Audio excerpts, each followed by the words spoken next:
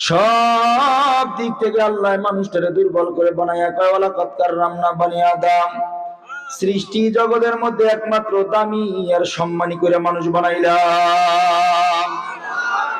বলেন সৃষ্টি জগতের মধ্যে দামি কারা? কথা কন না কারা? কিন্তু বানাইছে দুর্বল, সব থেকে দুর্বল। এই দুর্বল মানুষটাকে দামি কেন বললেন বোঝা দরকার আছে না নাই?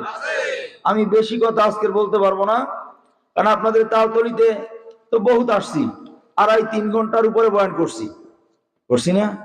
3 ঘন্টার উপরে বয়ান করে গেছি, তখন ঠ্যাং ভাঙ্গা ছিল, কোলে করে স্টেজ উঠাইছে। এই ঠ্যাং ভাঙ্গালে আইছি, 2টা প্রোগ্রাম করে গেছি। আজকে স্বাস্থ্য দুর্বলতার কারণে বেশি লম্বা করতে পারতেছি না, অল্প মুক্তাসার কিছু কথা বইলা দোয়া করব, আল্লাহ যেন বরকত দান করে, আমিন করেন। মানুষ সব দিক থেকে দুর্বল।